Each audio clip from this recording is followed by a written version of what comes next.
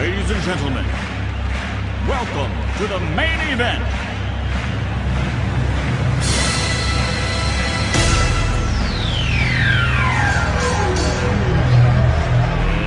Let's get ready to rumble!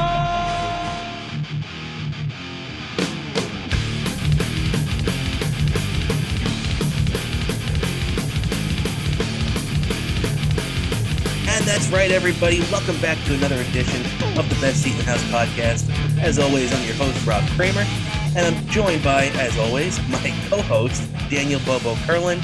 How you doing today, Dan?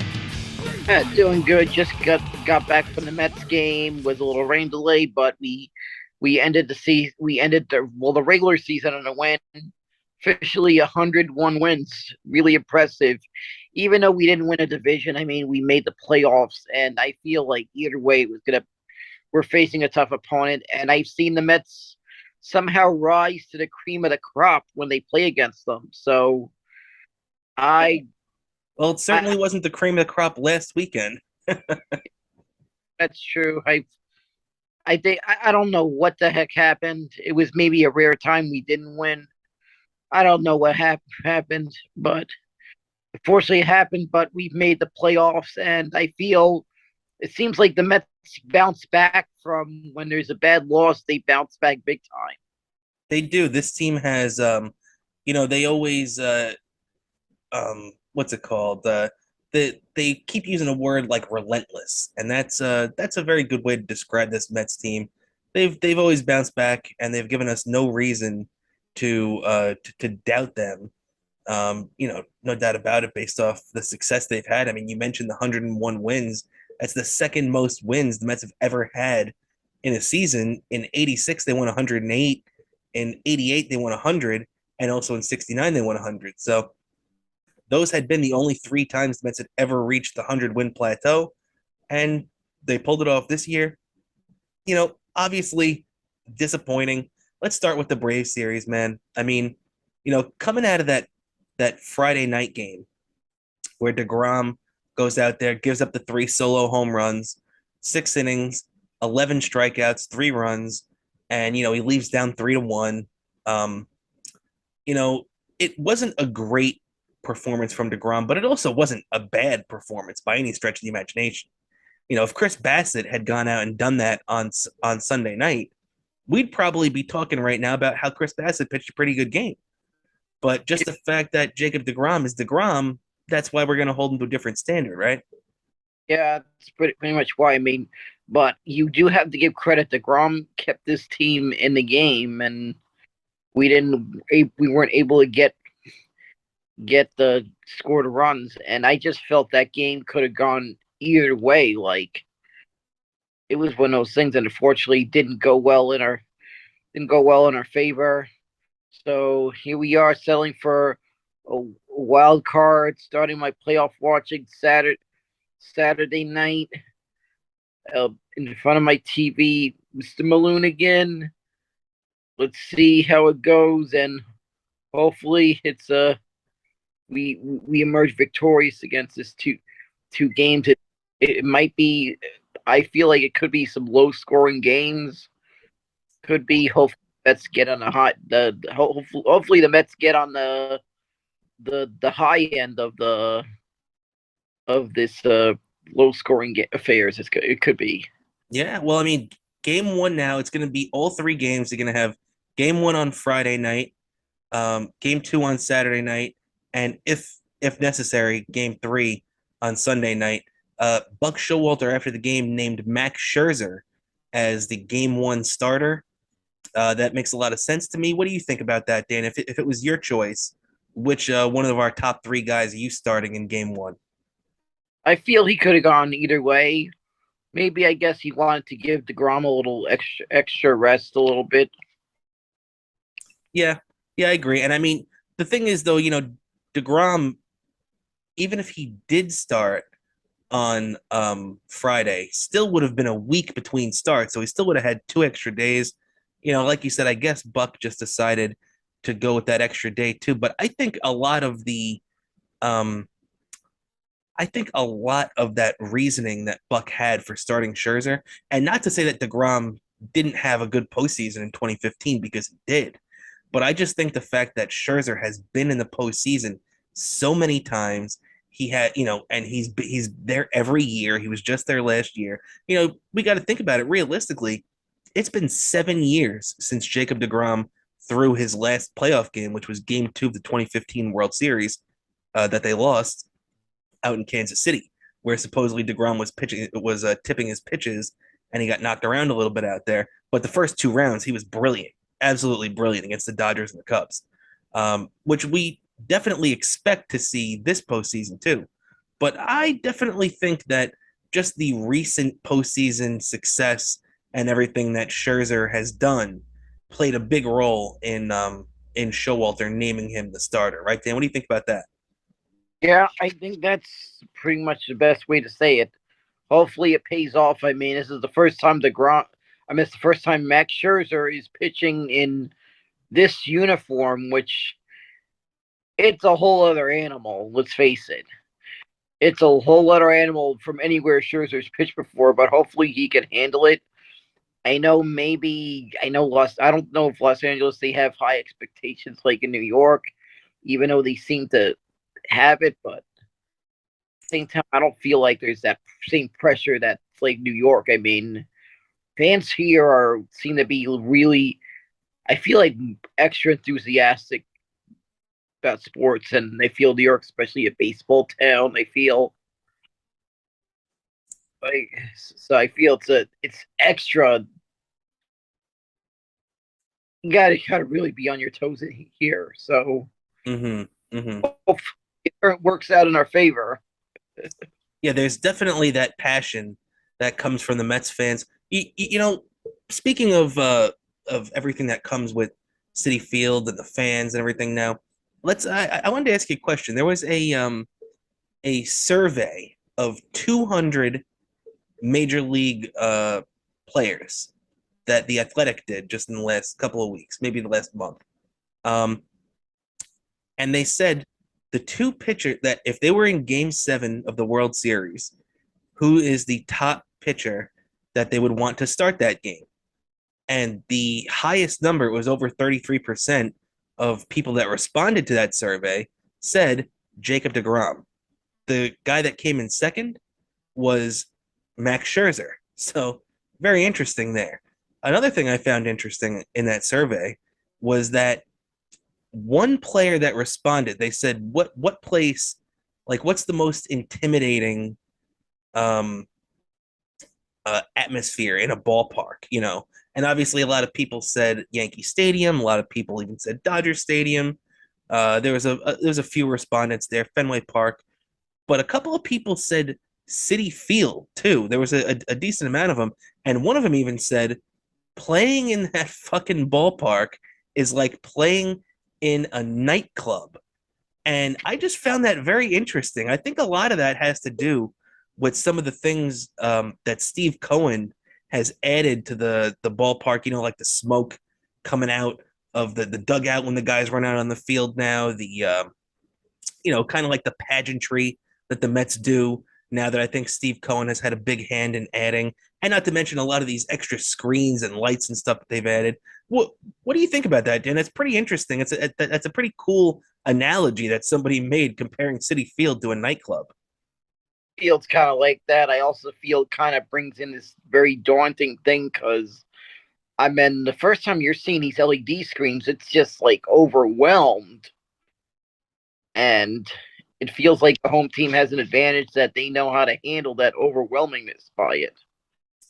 Yeah, I agree. And you know what though, when City Field was being built too, right? And they announced that the capacity was only going to be, I mean, really it's like 42 and change with the playoffs and big games and everything that they could get it up. What's that? 5,000, I believe, is the maximum capacity at City Field. What is it? 5,000. 45? Yeah. Yeah, well, and that's what they can get it up to in big time games like World Series games, the All-Star game, big things like that. On a normal regular season game, it'll get up to maybe around 43,000, right around there, 42 and change. But you're right, they add those extra seats and everything. for the big time games. But and I always loved the fact that Shea Stadium had 57,000 people in that ballpark. I always thought that that was very intimidating to a lot of players too. But I have to say, maybe it's just the way that the ballpark is built and the way that you're kind of still hanging over the field, even if you're not on field level. Even if you're up top.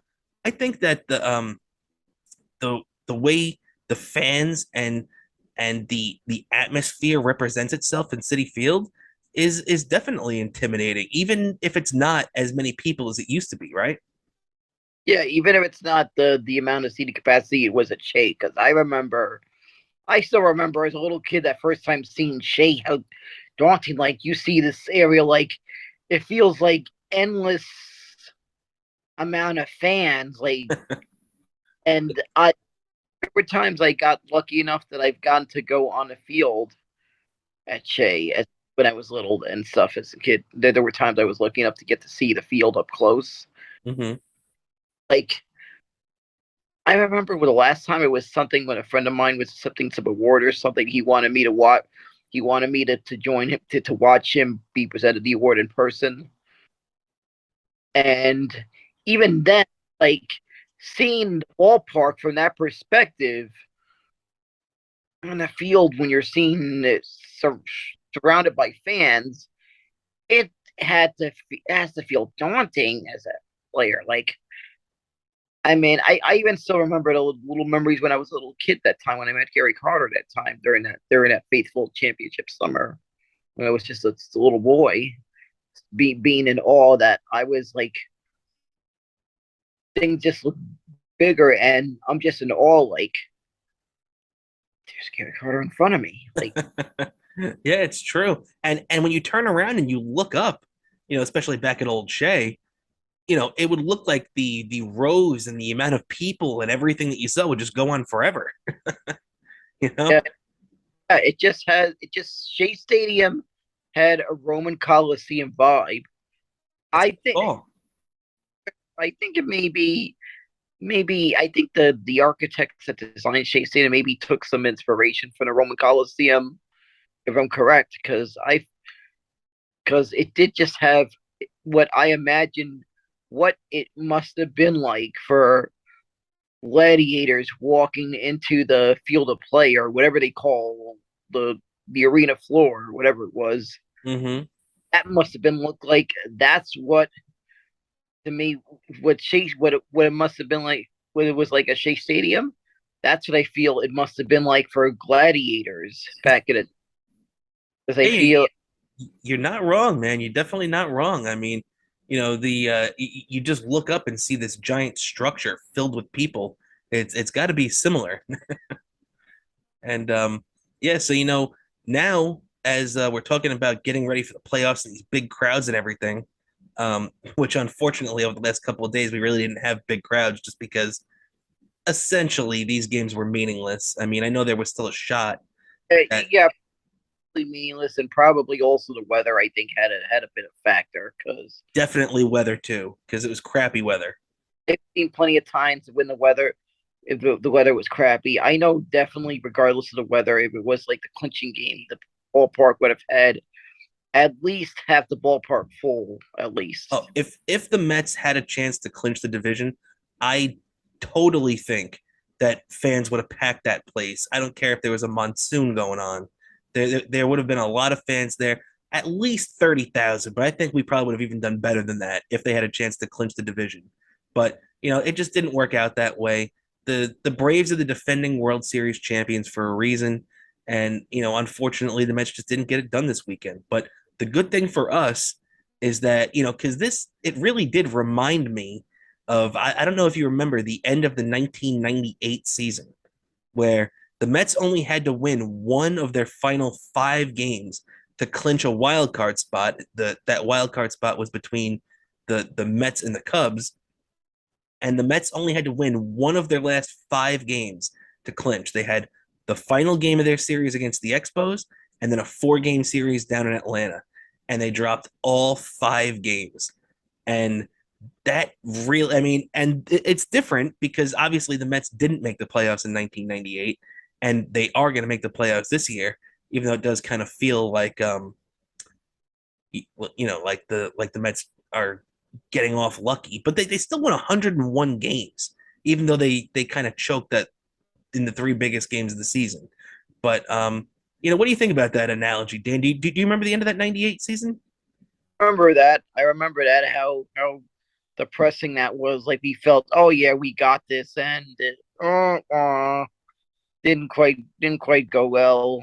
But also speaking of the stretch run, I recall the 2004 Red Sox who were neck and neck with the Yankees, kind of a little stammering a little bit down that stretch run, if you remember correctly, the 2004 Red Sox, and somehow Yeah, pulled it. that's a very good call because I think the Yankees won 101 games that year, and that the Red Sox won 98. So you're definitely right. They were definitely neck and neck all season going into the very end of the year. And I think I do remember that where the Red Sox kind of faltered a little bit, cost themselves the division title, but obviously won the wild card and then went on to win the World Series. Yeah, I feel that that has they have the same bounce back mentality that this Mets team seems to have, Yeah, yeah, and that cowboy up. intimidated by the high pressure of a team with a long championship drought. I mean us, of course, not that long, but still, it's a long championship drought. Yeah, We're in that same boat as like the 2004 Red Sox, and it could be, it could be, well, it could be an epic season in the making. We're looking at. yeah. Now the only thing that's unfortunate for us is that 2004 Red Sox team won that wild card and then just got to go right onto the ALDS like the Yankees. So it wasn't that much of a deterrent back then for the wild card. Um, Obviously you're going to be playing more road games as the wild card, but still you're not playing more playoff games, which is what the Mets are going to end up doing now. So if the Mets are going to get to the NLCS and you're going to be able to use your ticket for game 2 over there, then it's going to end up being the Mets are going to have to go through the Padres this weekend. They're going to have to go through the Dodgers in the LDS, and that's just to make it to the LCS. And that's two pretty good teams. I mean, that's the Dodgers calling them pretty good is kind of a slight too. That's a 111 win team. Um, Very interesting there. But you want to know one more interesting thing? The Dodgers went 111 and 51 this season. Now you know that only one team that's ever won more than 110 games has won the World Series. So that's kind of if you want to look at that and take that into something, the um the Mets can look at that, I guess, because the only team that ever won that many games and then pulled it off in the end was the 1998 Yankees, who won 114 games and won the World Series. But if you look at it through history, the Cubs in the early 19 aughts won 116 games.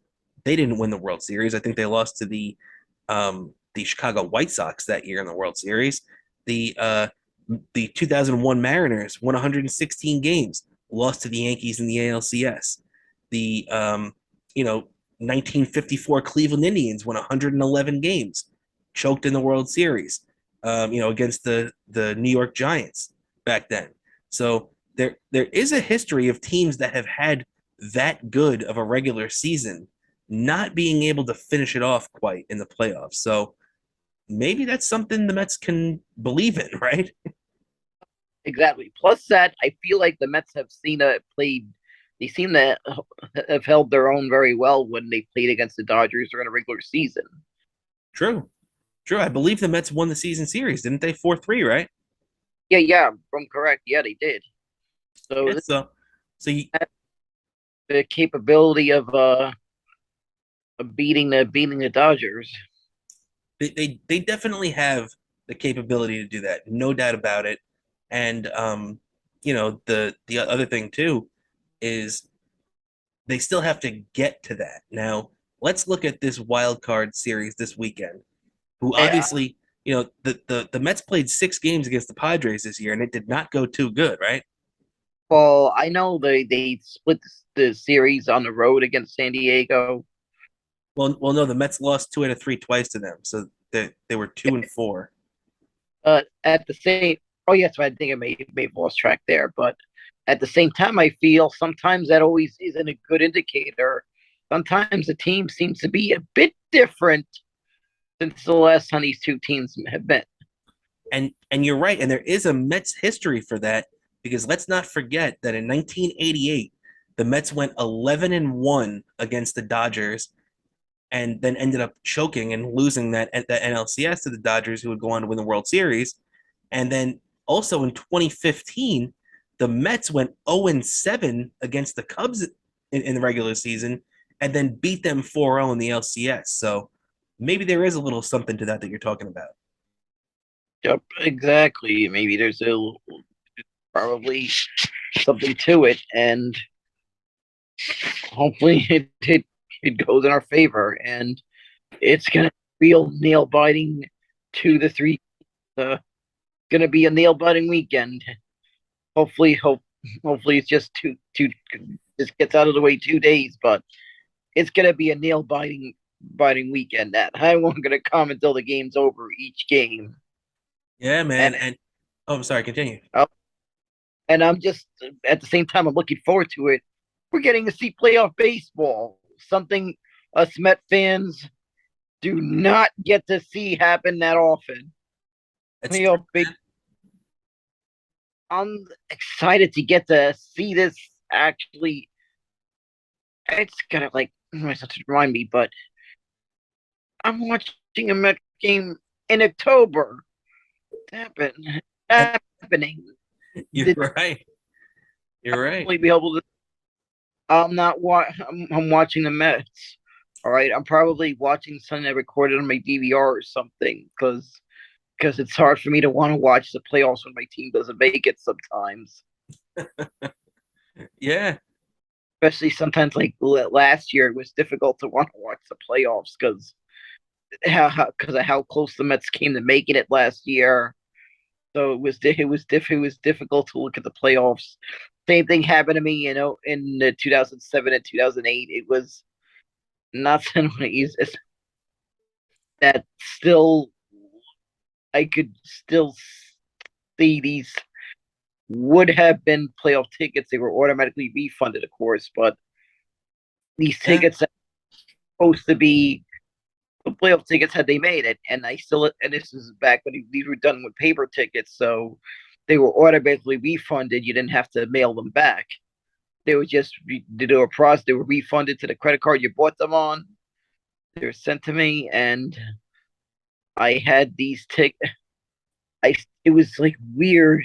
It's still weird when I think a few days ago I looked at it. Looked at these would have been playoff tickets because I saved them still. And it's weird seeing this ticket that says 2008 World Series at this Shea Stadium. Like, yeah.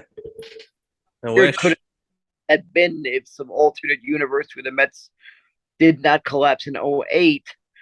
I felt that team maybe had that they could. Phillies did in 08.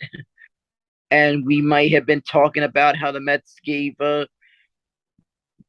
Shea Stadium an epic send off by the time those players anyone was ever the last time that stadium was occupied, there was champagne and the Mets could have been said that there was champagne in the Mets locker room. So it could have played out a lot different. So it's weird. That's true, but unfortunately for us Met fans, it didn't go down like that as the season ended, and that was the final game ever played at Shea. I'll never forget Scott Schoenweiss giving up that home run that sealed it in the eighth. But unfortunately, that's how the season ended. But our season didn't end after 162 games for the first time since 2016. Since Game 5 of the 2015 World Series ended, Mets have played one playoff game. That was the 3-0 loss to the Giants in the wild card game to Madison Bumgarner in 2016. That one, I don't think we'll ever. I don't think I'll ever mention the name Connor Gillespie in my house again. Let's put it this way. Yeah, it's true. And Connor Gillespie, and actually, as a matter of fact, do you know who the last Met to get a playoff hit was? The last Met to get a playoff hit. I'm trying to think. That lineup may have been Asdrubal Cabrera. Could have been Brandon Nimmo. I know he was on that team. I'll give you a hint. This player also played for Team Israel in the World Baseball Classic. May have been Ty Kelly. Ty Kelly. You know what? That's going to be this week's Stump the Bow. Because you got the Ty Kelly one. Perfect job, man. That Ty Kelly, believe it or not, was the last player to record a Mets hit in the postseason. So, now we're going to get, at least 2 or 3 more opportunities to see these guys string together a bunch of hits. Lindor making his Mets playoff debut. Nimmo, making his real playoff debut, because I don't think he even got into that one game playoff at any point because Bumgarner's a lefty. But I believe he was on the roster though. But yeah, I mean, now Pete Alonso making his playoff debut and Jeff McNeil too. Now let's give a tip of the cap, a best seat in the house podcast tip of the cap to the Major League 2022 season batting champion, 326 Jeff McNeil, just the second batting title in Mets history. And you got to be pumped about that, Dan, right? Yeah, I'm pumped about it. I'm pumped out. I got to see it happen in person. I mean, how I thought this was a good send off for the team going into the playoffs, and I'll be there with my snacks and everything in front of that TV watching this wild card game. Mm-mm. Yeah, it's true, and it's going to be starting on Friday night. Let's go over the pitching matchups real quick, and um, we're going to keep this earlier. We're going to keep this a short episode today because me and Dan are both kind of banged up. I'm a little under the weather. Dan's kind of banged up with his hand, so we're going to keep this short and sweet. So we're coming down to the end here right now. But before we move on from the Mets real quick, let's just go over these pitching matchups for this weekend in the Wild Card Series. On Friday, we got Scherzer against Yu Darvish.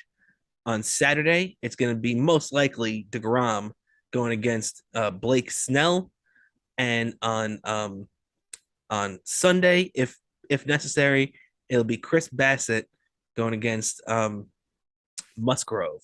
So, what do you think about those matchups? Do you think the Mets have the edge when it comes to the starting pitching matchups? I believe they do. I mean, Scherzer has multiple playoff experience. It's probably going to be he has the edge over there over Darvish, and then of course,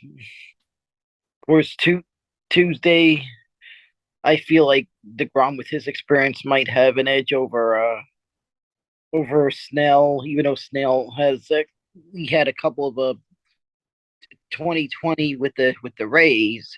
Mm-hmm. Even really look at that as much a playoff experience, being that Snell played in a playoffs that I feel didn't feel like a real baseball season, like they were in front of fans. Mm-hmm. It's a for the reduced capacity. I remember I forgot what the exact number was. I think it was like 15,000. They allowed 15,000 fans to attend the World Series, but it was like a little unusual the way they did the World Series that year because they did. I meant like the playoffs were kind of in. They thought it'd be They thought it'd be safer from COVID if they kept everything localized to a neutral site that year, just for 1 year. Hopefully, which of course obviously they'll probably never do anything like that again.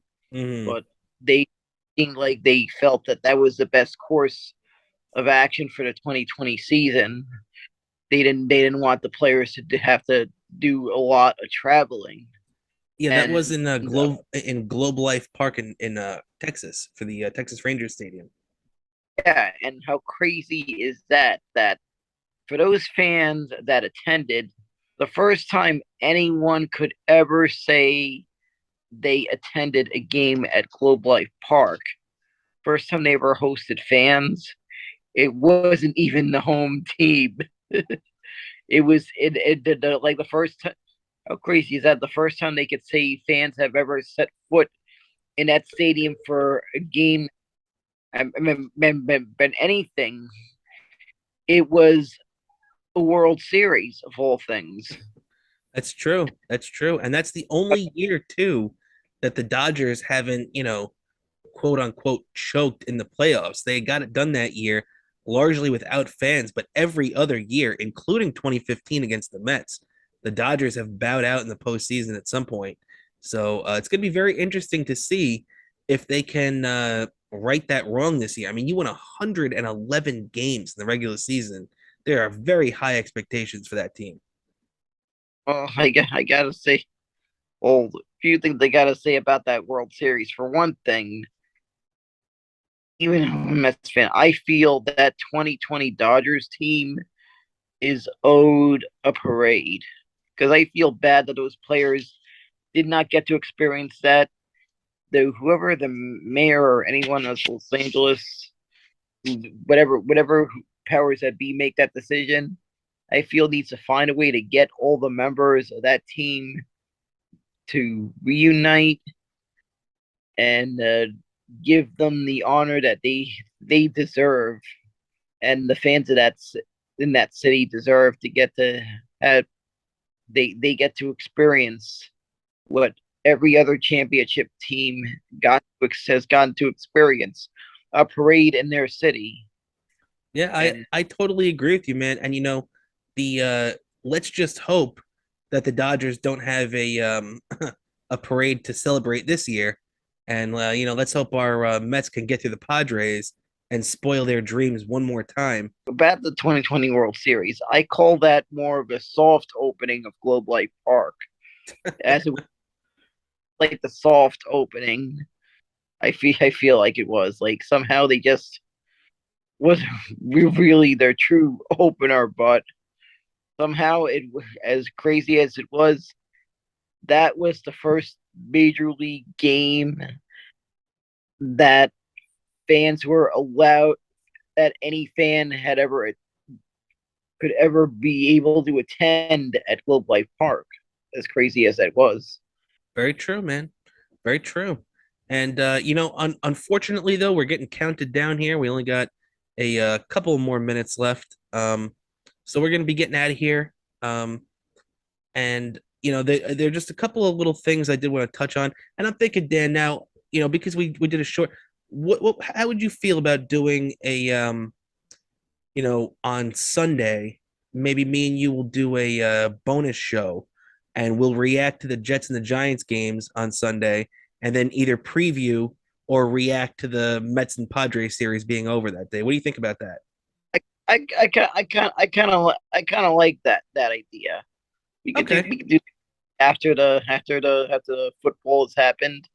Also, it sounds like a great idea. Of course, Sunday, of course, as a lot of people are aware, since the Giants are playing Sunday, it's gonna be me waking up early in the morning to watch football because it's gonna be a 9 o'clock game out here in the East Coast. Very That I think 1 o'clock. I don't know what the time difference is in London, but it's a because of the time difference. It's gonna be one of those unusual things. It's probably I think someone's gonna feel like what for a lot of people that like soccer do sometimes. They get up really early in the morning to watch the game. You're gonna be dealing with this for the to watch a Giants game. On exactly, man. So be on the lookout for a special bonus episode on Sunday night. And yeah, before we get out of here, Dan, you have any plugs for yourself? I yeah, my Twitter handle Bobo the 103 NYC.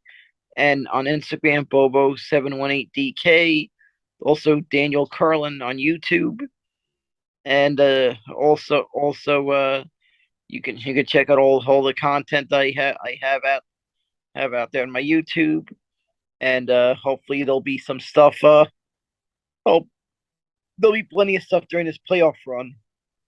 Absolutely, man. And don't forget to check out Dan's appearances on the Davy Mac Sports program, as well as the Chip Chipperson podcast. So do yourself a favor and check that out. Also, if you want to follow me, you can check me out on Twitter at my last name Cramer NY, and also check out the show at bsith_podcast. So thank you once again, everybody, for tuning in and checking out the show. Sorry it's a little short this week, but we'll make it up to you in that special bonus episode on Sunday. So thanks again. And, as always, I'm your host, Rob Cramer, with my co host, Daniel Bobo Kurlan. And this is the Best Seat in the House podcast.